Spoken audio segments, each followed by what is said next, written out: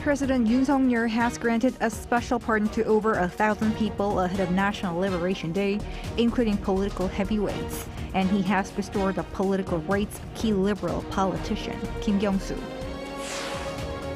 Extreme heat is putting pressure on the country's power grid and causing a number of heat-related illnesses and livestock damage. Democratic presidential candidate Kamala Harris is quickly turning the tide since joining the race, with a new U.S. poll suggesting she is leading over Republican Donald Trump in the national polling average. It's August 13th, 6 p.m. in Seoul. This is Newscenter. Thank you for joining us. I'm Yoon Jung-min. We start with the President's Liberation Day pardons, which included more than 1,200 people.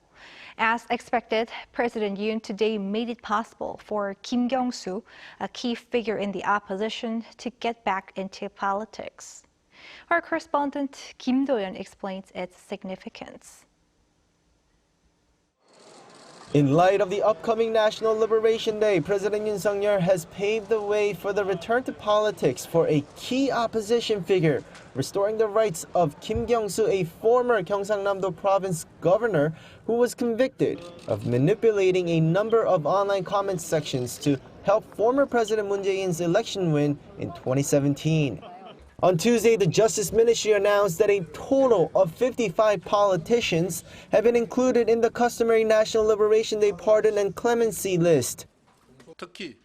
In particular, by granting pardons to those involved in public opinion manipulation, regardless of political affiliation, we aim to resolve the resulting political conflicts and create an opportunity to move forward in unity for the sake of national interest. Kim was pardoned back in December 2022, which only got him out of jail early, but he was prohibited from running for public office until December 2027. Kim is considered a key figure in the main opposition Democratic Party of Korea, and with this, he's now able to run for public office. In 2026 is the nationwide local elections, and in 2027 there is the next presidential election. And other politicians among the pardoned included Cho Yoon-sun, a former culture minister under former President Park Geun-hye, who was convicted for creating a blacklist of cultural figures. Meanwhile, in terms of the total list, President Yoon pardoned 1,219 people. More than 410,000 were also relieved of administrative penalties. Many of these were returning driving privileges to people who need to drive for their jobs. This pardon was primarily focused on revitalizing the struggling economy for ordinary citizens amid concerns about a global economic downturn, and on creating an opportunity for national unity and harmony. In the meantime, the Justice Ministry says that 20 of the pardons made were for financial crimes business owners convicted due to being unable to pay off their debt.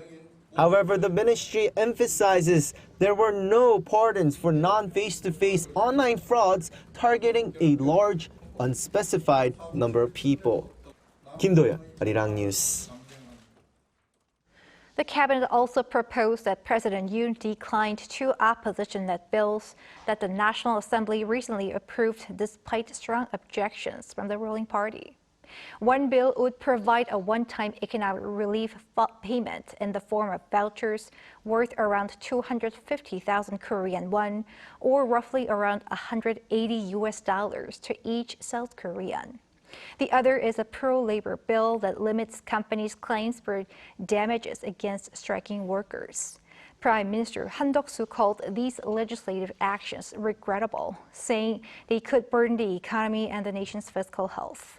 The president can decide whether to reject the proposed legislation by August 20th. Once rejected, the bills will return to the National Assembly for a revote. President Yoon on Tuesday declared new special disaster zones following severe damage caused by heavy rain. The regions include 4 townships in Paju City, Gyeonggi-do Province, and Dangjin City in Chungcheong-namdo Province. This comes after the government designated 11 regions as special disaster zones in mid-July. Yoon noted that despite the monsoon season having ended late last month, residents of affected regions are still suffering from the fallout. He called on the Minister of Interior and Safety and other cabinet members to swiftly carry out restoration projects and ensure disaster relief funds and other support measures are effectively delivered. The president also raised the need for thorough preparation as weather authorities predict there could be more rainfall than usual this year. The country is experiencing record-high electricity demand due to the ongoing heat wave. The sweltering weather this summer has led to a rise in heat-related illnesses and has caused significant damage to livestock and the fisheries sector. Yoon brings the details. South Korea's electricity demand hit a record high on Monday, with more people switching on their air conditioning units due to the intense summer heat. Data from the Korea Power Exchange on Tuesday reveals that peak power demand reached around 102.3 gigawatts between 2 to 3 p.m. on Monday, surpassing the previous record of 100.5 gigawatts set last August. Such a surge in demand comes as South Korea is experiencing sweltering temperatures. The country's meteorological center reported a high of around 34 degrees Celsius in Seoul on Monday. Additionally, Seoul has experienced a 23-day streak of tropical nights with minimum temperatures of at least 25 degrees. The total number of heat-related illnesses this year, from May 20th to August 11th, has reached almost 2,300. This surpasses last year's total for the same period of around 2,100 cases. The total number of heat-related deaths reported this year stands at 21. The heat wave has also significantly affected livestock and fisheries.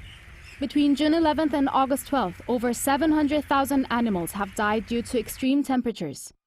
In the fisheries sector, nearly 900,000 fish have perished. In the coming days, most regions nationwide are expected to experience extreme heat, with field-like temperatures of around 35 degrees Celsius. Tropical nights are also forecast for many areas of the country, particularly along the west coast. Meanwhile, experts say the country's electricity consumption is likely to increase, even more so due to increased demand in the semiconductor industry, as well as a greater need for air conditioning and EV charging. Yoon, Arirang News.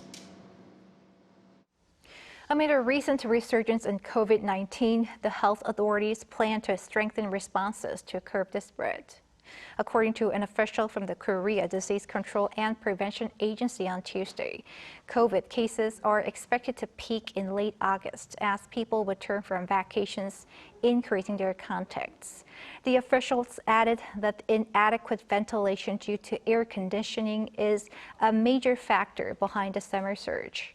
In response, the agency has decided to expand its virus response team and buy more treatments this month to better control the outbreak. The government also plans to resume its vaccination campaign in October, with high-risk groups receiving vaccines for free.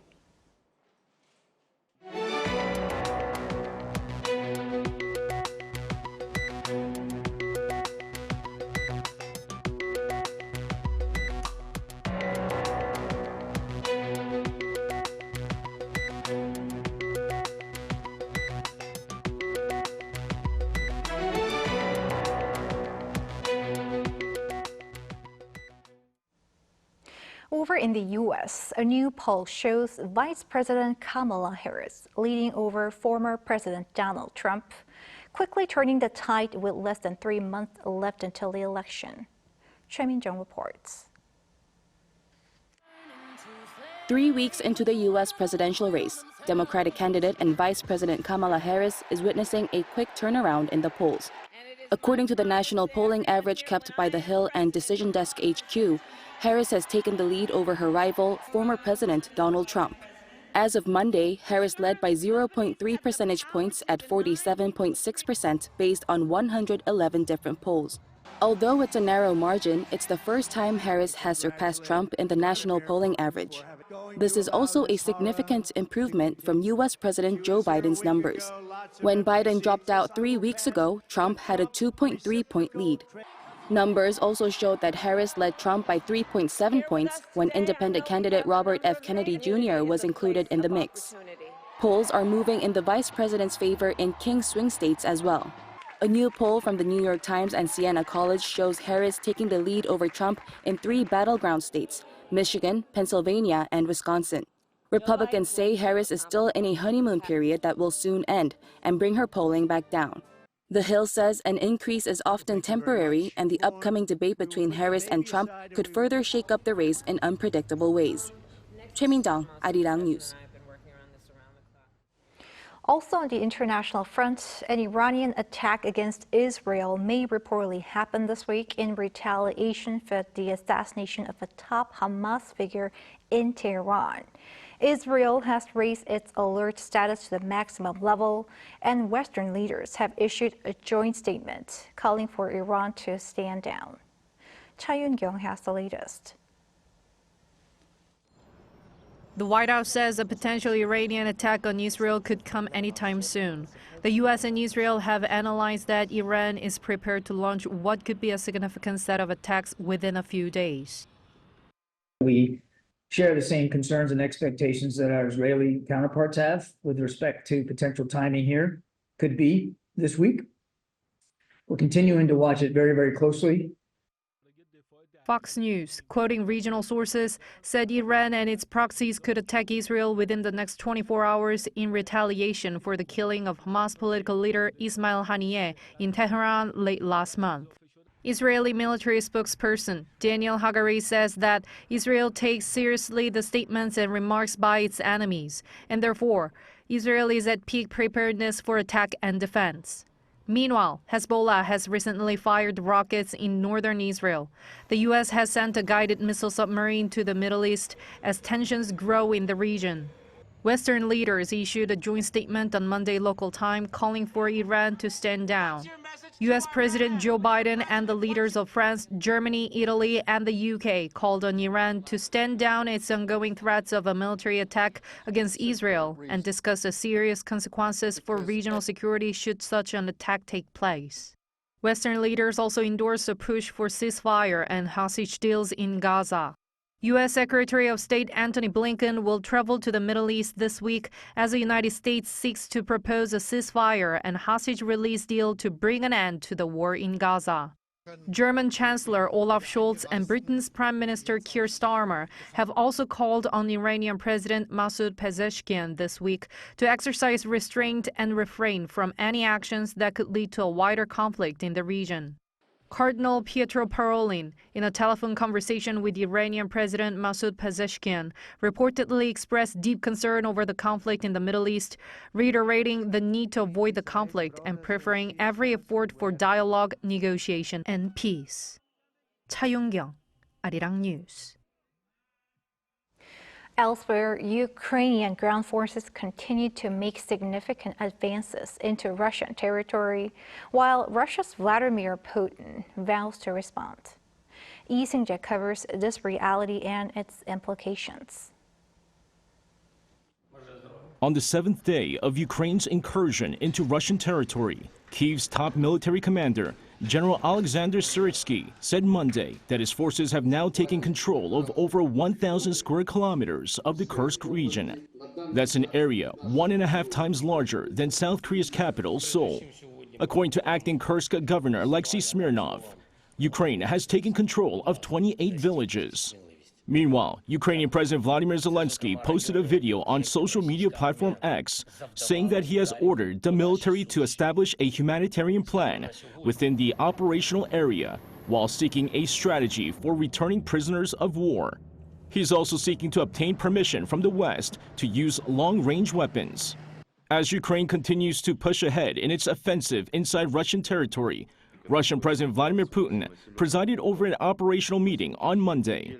According to Russia's TASS News, the Russian leader instructed his forces to drive the Ukrainian military out of its territory and ensure stable border security. Putin also claimed that Kyiv launched attacks on the mainland to gain an advantage in future peace negotiations while destabilizing Russian society. He slammed Ukraine for its provocation that resulted in many casualties and vowed to respond appropriately. Concerns are also rising that the natural gas transport routes to Europe will be blocked due to the Ukrainian offensives in the border areas of Russia's mainland, where its natural gas facilities are located. Natural gas produced in Siberia is exported mainly to countries like Slovakia, Hungary, and Austria through a pipeline located in the Kursk region. Last year, half of all Russian natural gas exports to Europe were supplied through this pipeline. Europe experienced a temporary energy crisis when the Nord Stream gas pipeline exploded in September 2022, allegedly due to sabotage. Lee Seung-jae, Arirang News. In other news, Korea's webtoon industry is incorporating artificial intelligence as part of efforts to enhance the overall entertainment experience for its fans. Our Moon Hye-ryun tells us more. Since their emergence some 2 decades ago, South Korean webtoons have rapidly evolved over the years. As the name suggests, webtoons are digital comics that can be scrolled through in the palm of the reader's hand on a smartphone device. Easy accessibility and the wide scope of content have drawn in younger generations around the world.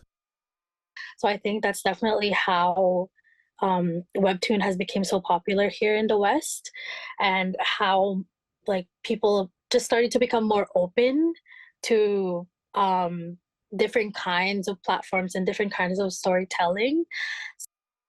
Now, South Korean webtoon companies have been tasked with integrating the latest technology boom into the scene for the tech-savvy audience: artificial intelligence. Naver's webtoon introduced a toon filter last year, turning user photos into webtoon-style art, generating over 90 million images globally. Recently, it added AI-driven features like character chat and webtoon caricature to its mobile app for even more personalized experiences.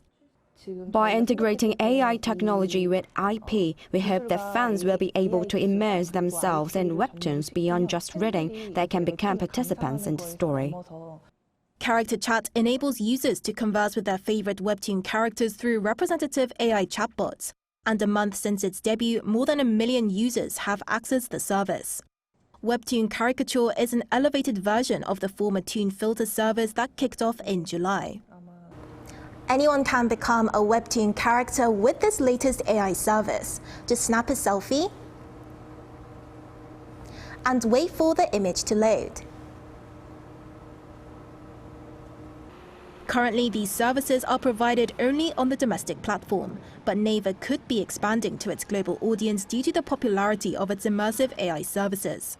Kakao Webtoon, on the other hand, is using AI algorithms through its Helix curation service to recommend users to other webtoons after analyzing their purchase and reading history. But with the increasing usage of AI in the webtoon industry, creators say that there is a need for more concrete guidelines and laws. If regulations and guidelines for generative AI are more firmly established as legal regulations, I think authors can use AI more actively and integrate it into their work. The use of generative AI is fast becoming a global issue across many media forms. How South Korean webtoons will continue to draw in readers and adapt to the changing AI landscape remains to be seen. Moon Hye-ryun, Arirang News. Korean actor In-pyo's novel addressing the issue of comfort women has been globally received, with the prestigious Oxford University having selected it as reading material. Cha recently talked to Arirang TV's program The Globalists about his novel, and before the full episode is out, our Kim Bo-kyung gives us a sneak peek. An actor and a writer whose writing is to be studied at one of most prestigious universities in the world. That is In-pyo, whose novel Once We Look at the Same Star was selected as reading material for Korean studies classes from next semester at Oxford University. He was even invited as a guest speaker at the university's inaugural Korean Literature Festival on June 28th. His inspiration to address the issue of comfort women came when he saw on TV a woman known as Grandma Hoon coming back home from Cambodia in 1997. She was just 16 years old when taken from her hometown by the Japanese army and forced into sexual slavery, known euphemistically as comfort woman. Korea was liberated from Japanese colonial rule in 1945, but many comfort women, including Grandma Hoon, could not come back home out of shame. She lived half a century in the Cambodian jungle until she came across a Korean traveler to whom she expressed her wish to go back home. Though she lost her language, her identity, she could sing the Korean folk song Arirang, and that moved his heart. My heart was aching because of the mixed feeling of, I would say, sadness, anger, and disappointment, humiliation. When I thought of these comfort women, this word, what if, kept coming to my mind. What if? What if these women were not taken away, had not been taken away, and somehow could have stayed home? These what ifs were my questions, so I started writing my novel. Filled with resentment, he started writing a novel. But such intense, negative emotion could not sustain him, and when his laptop broke, he just gave up. 6 years later, he started writing again, motivated not by political sentiment, but to let his children know the painful history of comfort women. He adds that when we fully empathize with the pain of one era, the next generation will not have to suffer the same pain. Whether you are Korean or Japanese or from any other country in the world, if we gather together and fully empathize the pain of comfort women together, then I think the genuine apology, not the forced one, will emerge from there, as well as the true reconciliation for the next generation. The full episode of In-pyo's in-depth story will be on air on The Globalists on Wednesday at 4:50 p.m. Korea time. 김보경, 아리랑 뉴스.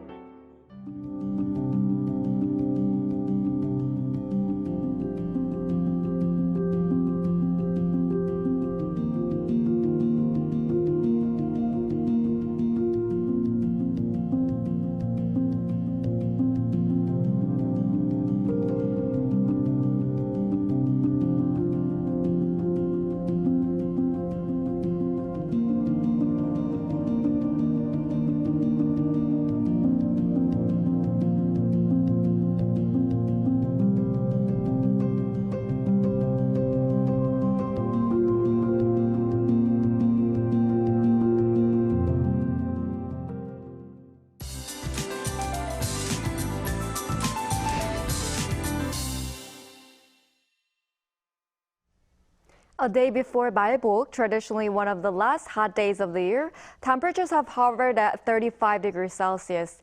There were some showers today, but most will stop by tonight. Some southern parts of Gyeonggi-do province and northern areas of the Chungcheong-do provinces will continue to see rain until early tomorrow morning. Humidity levels have increased due to the continuous showers. Currently, heatwave warnings are in place in most parts of the country, and Seoul will soar to 35 degrees tomorrow. In addition, UV rays will also be very strong during the day. Tomorrow, Seoul and Jeju will start off at 27 degrees. Daytime temperatures will move up to 34 in Daejeon and Gwangju, Daegu and Busan 33 degrees. After National Liberation Day on Thursday, the scorching heat and tropical nights will continue. Please stay healthy. That's all for Korea. Here are the weather conditions around the world.